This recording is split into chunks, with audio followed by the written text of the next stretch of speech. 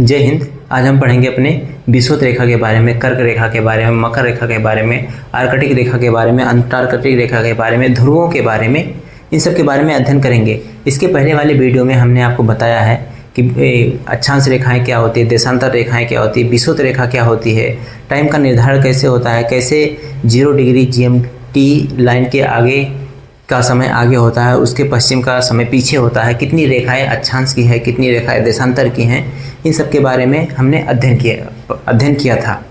तो देखिए, अब हम यहाँ पे अपने देखेंगे विषुवत रेखा के बारे में, कर्क रेखा के बारे में, मकर रेखा के बारे में, इन सब के बारे में। देखिए, ये हमारी हो गई पृथ्वी, ये हो गई हमारी पृथ्वी। पृथ्वी के बीचों बीच एक काल्पनिक रेखा बना दिया गया है जिसको बोलते हैं विषुवत रेखा। ये हो गई हमारी विषुवत रेखा,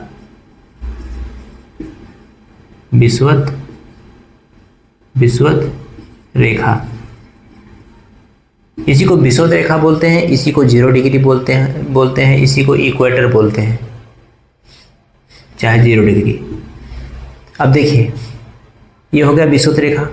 चूंकि हमारी पृथ्वी 23 डिग्री झुकी हुई है, जैसे देखिए ये हो गई, अभी मान लीजिए ये हो गई सीधा 90 डिग्री, ये 90 डिग्री, मतलब 90 डिग्री सीधा उठा हुआ है, लेकिन हमारी पृथ्वी 90 डिग्री ना होके ऐसे झुकी हुई है, ऐसे झुकी हुई है।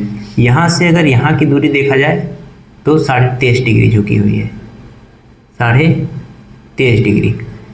और यहाँ से यहाँ तक की दूरी देखा जाए तो 66.5 डिग्री, 66.5 डिग्री। तो देखिए, पृथ्वी का जो अच्छे झुकाव है वो 23 डिग्री है और जो तलीय झुकाव है वो 66 डिग्री है।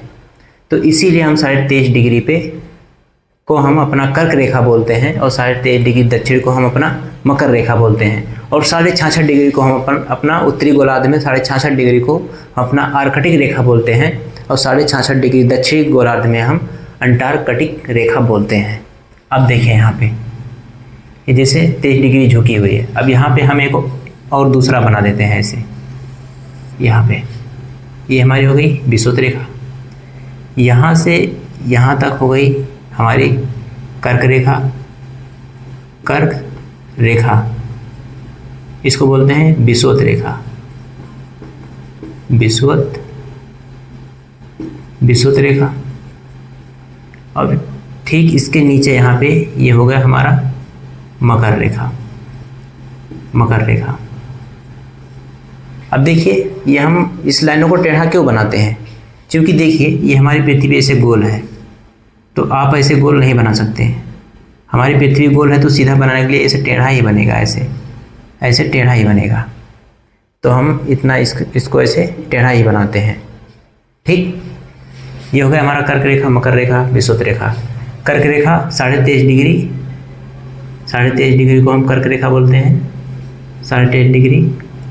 0 डिग्री को हम विषुवत रेखा बोलते हैं, और 23.5 डिग्री दक्षिणी गोलार्ध में ये झुका हुआ है 23.5 डिग्री, इसको बोलते हैं हम मकर रेखा।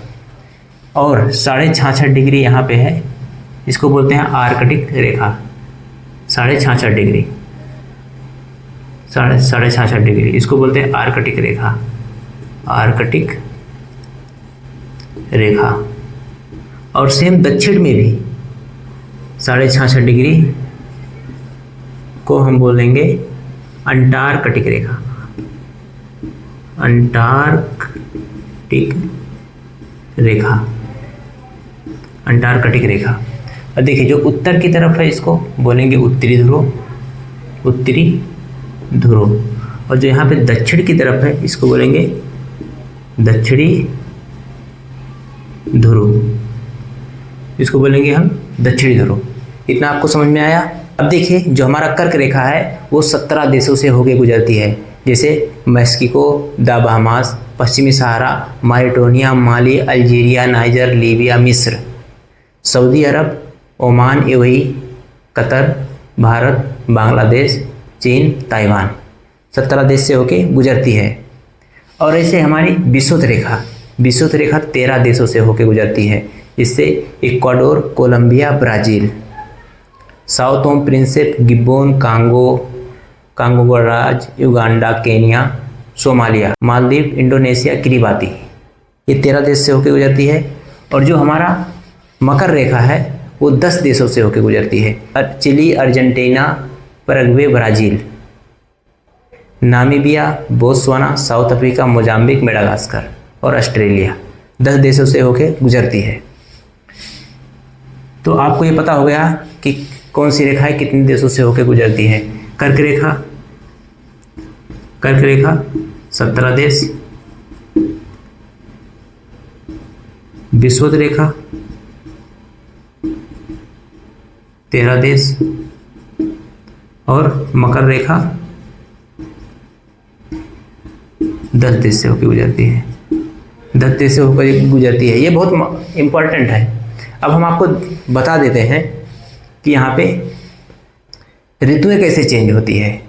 जब पृथ्वी सूरज का चक्कर लगाती है तो हम देखते हैं कि कभी भारत में 4 महीने गर्मी पड़ेगी, 4 महीने बरसात होगा, 4 महीने हड़ाहे ठंडी पड़ेगी। ये सब कैसे होता है, अब हम इसको आपको बताते हैं। देखिए यहाँ पे हम अपने सूरज के साथ में पृथ्वी को बना दिया हूँ। अब देखिए जिससे पृथ्वी सूरज का चक्कर लगाता है, ऐसे सूरज का चक्कर लगाता है, ऐसे ऐसे सूरज का चक्कर लगाता है, यानी 365 दिन में एक चक्कर ये पूरा कर लेता है, तो इसका 1 साल हो जाता है। अब यहाँ पे देखिए जैसे सूरज अभी बीच में है और मान लीजिए पृथ्वी की लोकेशन ये है, या चाहे मान लीजिए ये है, तो पृथ्वी भी यहाँ पे है, तो सूरज की जो किरणें जाएंगी ऐसे, तो इस पे चमकेगा पहले मकर रेखा पे चमकेगा ये। क्योंकि ये हम ऐसे बना दें तो आपको दिख रहा है कि सारी रोशनी इधर से जाएगी। क्योंकि जब एग्जैक्ट में सूरज यहाँ है, पृथ्वी यहाँ है, और ये इसको ऐसे चक्कर लगाती है पृथ्वी सूरज की, तो कर्क रेखा पे सूरज की किरणें हड़ाहे एकदम चमकती है, एकदम सीधा। ये जैसे हो गया हमारा मकर रेखा, ये हो गई हमारी मकर रेखा। देखिए ये हो गया हमारा मकर रेखा। अब यहाँ पे हम दिखाते हैं मकर रेखा, चूँकि देखिए दक्षिणी गोलार्ध में पड़ेगा तो सूरज यहाँ पे चमकेगा मकर रेखा पे, ऐसे मकर रेखा पे 22 दिसंबर को चमकेगा। तो चूँकि 22 दिसंबर को ये चमकेगा तो उस समय दक्षिणी गोलार्ध में ज़्यादा गर्मी पड़ेंगी, दिन बड़े होंगे। इसका उल्टा उत्तरी गोलार्ध में होगा, उत्तरी गोलार्ध में दिन छोटे होंगे और गर्मी के बजाय ठंडी होगा। तो इसीलिए 22 दिसंबर को उत्तरी गोलार्ध में, क्योंकि हमारा भारत उत्तरी गोलार्ध में स्थित है, कर्क रेखा उसी के बीचों बीच से होके जाती है हमारे भारत से, 8 स्टेट से होके, तो उस समय भारत में दिन छोटा होगा और रातें लंबी होंगी 22 दिसंबर को। उसके बाद जब चलते चलते यहाँ पे आ जाएगा तो सूरज विषुवत रेखा पे चमकने लगेगा, एकदम हड़ाहे यहाँ पे सूरज विषुवत रेखा पे चमकने लगेगा।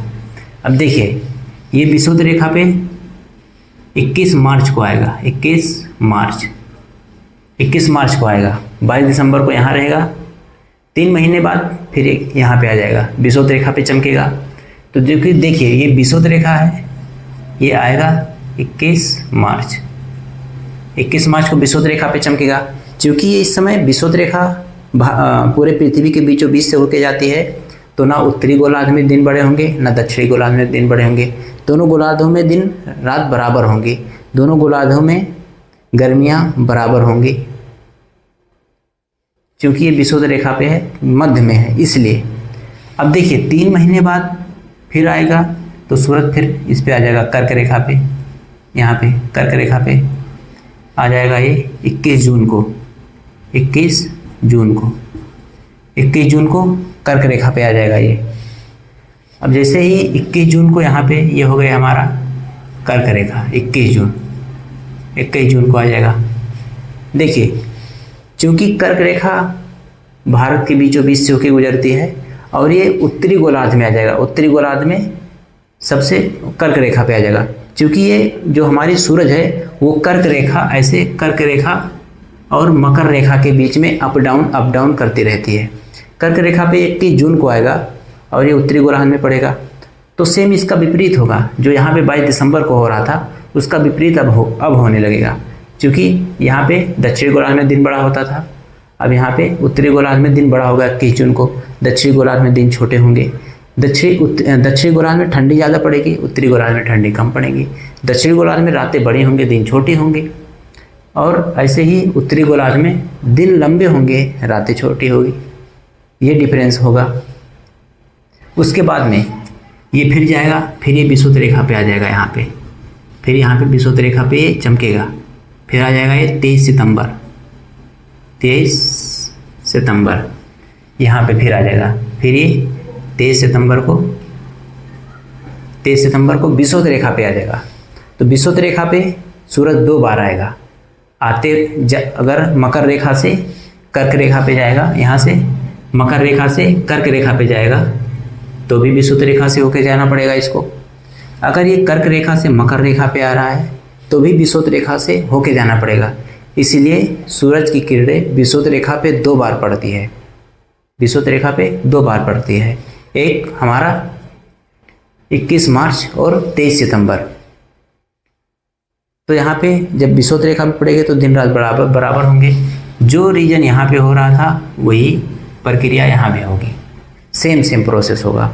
न दिन दोनों गोलार्धों में दिन रात बराबर होंगे, ठीक है। विषुवत रेखा पे गर्मी ज़्यादा पड़ेगी। विषुवत रेखा पे सूरज हमेशा ज़्यादातर तो चमकता ही रहता है, तो इसलिए विषुवत रेखा पे सबसे गर्मी पड़ती है। तो विषुवत रेखा पे जितने भी देश हैं वहाँ के आदमी को देखो तो कितनों भी फैरो लवली लगा ले, कितनों भी हेन तेन जितना क्रीम पाउडर वठलाली कुछ भी पोत ले, वो एकदम काला मंगरैला भैंस टाइप का दिखेगा। साउथ इंडिया में आप जाइए, साउथ इंडिया के आदमी बड़े बड़े होंगे वहाँ पे, काला मंगरैला जैसन।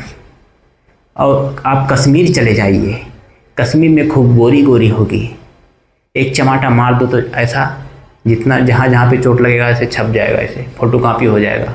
आप और दूर चले जाइए, चाइना में चले जाइए, वहाँ भी ठंडी पड़ती है, वहाँ के लोग गोरे होंगे, अखिया ऐसे रहेगा, ऐसे लग रहा सूतल, ऐसे जगह रहेगा तो ऐसे लग रहा सूतल है।